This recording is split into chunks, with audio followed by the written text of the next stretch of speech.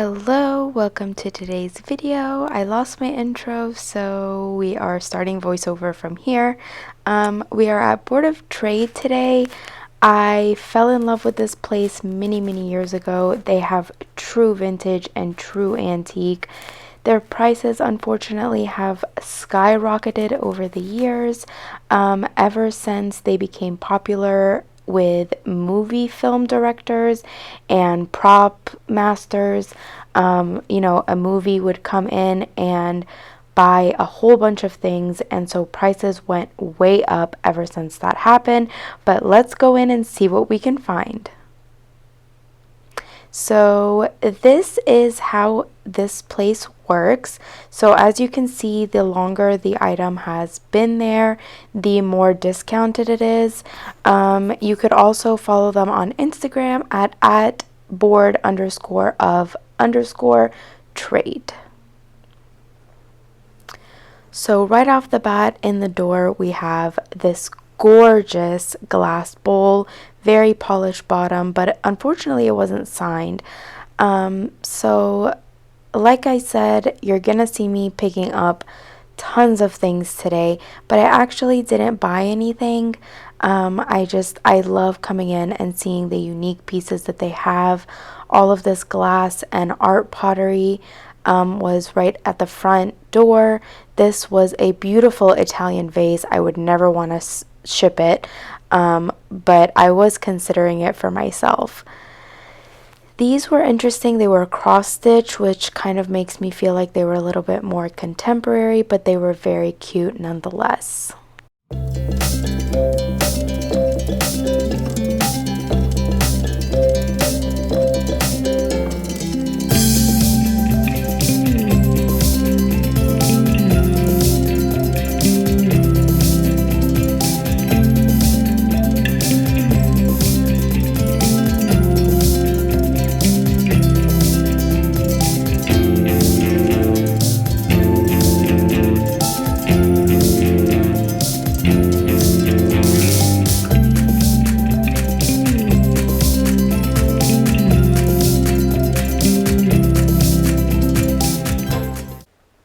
You're going to see a lot of furniture in here. This little kid's chair was beautiful. These planters I thought were Italy, but they were some kind of brand from England. And then as I moved along, I actually found another one on the other side of this table. This was absolutely striking. I can't remember who the artist was, but seriously, as a lover of pottery, I absolutely think this would be a gorgeous statement piece up on a wall. Unfortunately, I did look it up and they were asking above retail for it.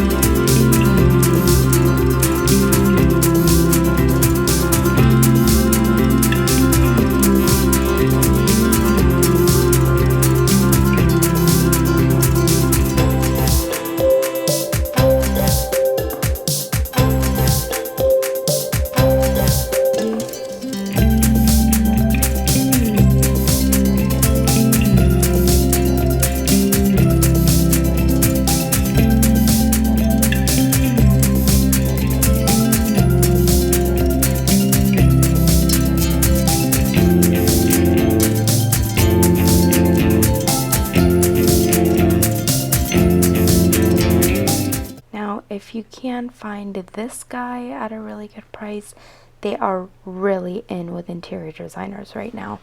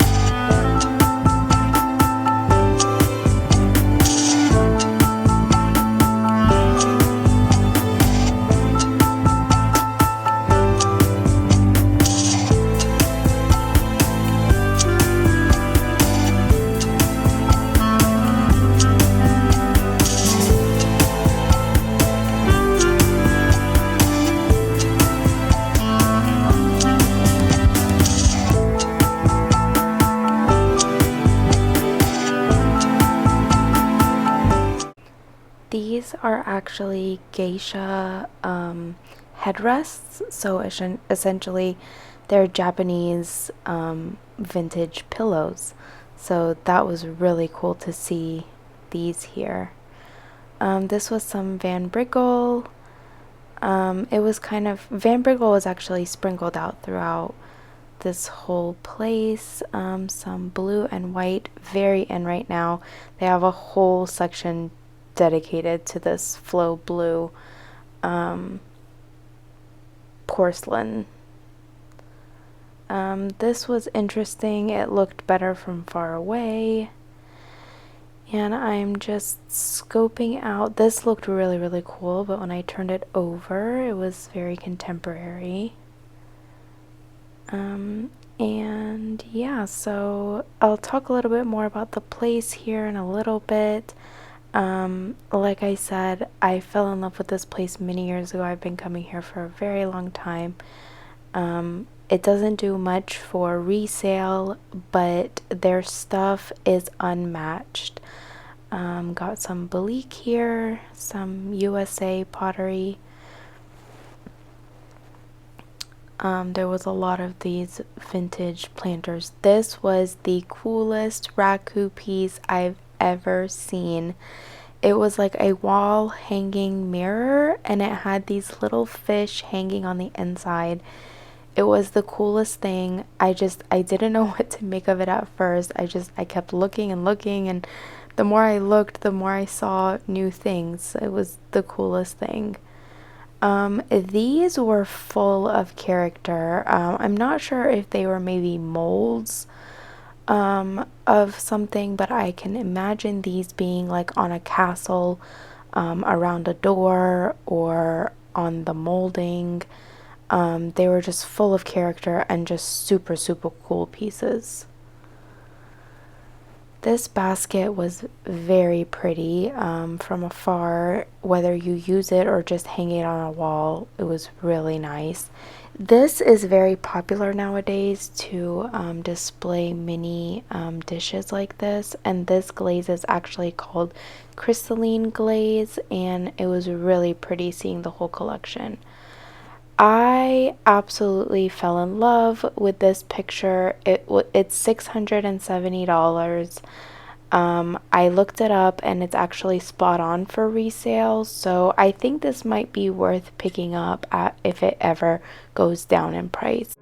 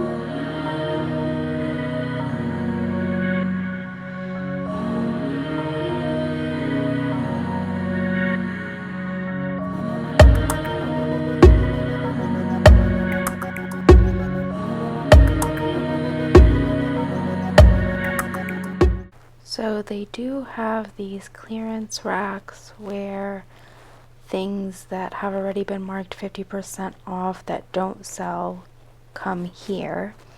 You can find a lot of unique pieces, a lot of off-the-wall pieces, those pieces that people kind of are not really willing to pick up. Unfortunately, some pieces that make it to this rack still are overpriced. As you can see, these Rosenthal plates were chipped and it was $22.50 for the 4, which is right on retail, so anything more than that would have been way overpriced. These vintage trays were really cute, but I didn't have any use for them. Just panning the clearance section, this teddy bear was really cute. They just have some things lining the wall, and I'm just scanning to make sure I don't miss anything. This was actually printed on fabric, so these are usually souvenir pieces. I really liked the artwork, but nothing was too old or vintage, and so I didn't really pick anything up here. I really liked this lamp, but I wasn't too sure if it was vintage actually. This picture was really cute, and then to my surprise, it was Italy, but just a little bit more contemporary. This Mexican bowl was really pretty, but just too big to ship. Then rounding the corner, I just loved this setup with these pillows. Oh my word, they're so cool. They're super expensive, as pillows usually are. I really loved this runner. If I were to have a runner in my house, this would be it. But at this point, I'm halfway through and things are just really overpriced. So I'm really enjoying myself just seeing all the pieces and shopping around.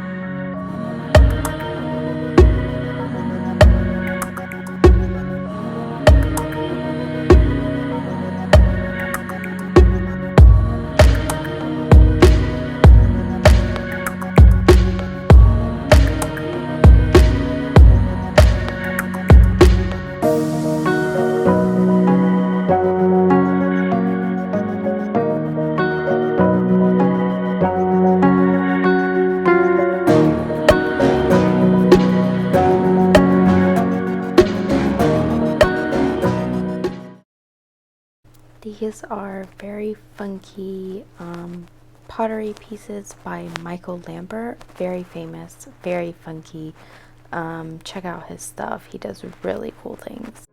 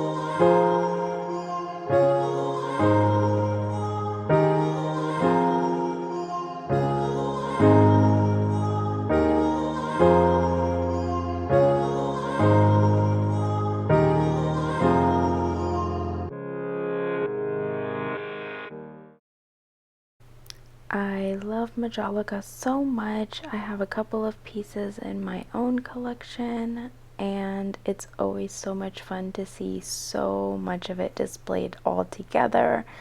There are a couple of booths at Scott Antique Market that sell only Majolica, and so I really, really love seeing it all together like this. There were some really, really unique pieces, some that I haven't seen before, and some that are a little bit more popular.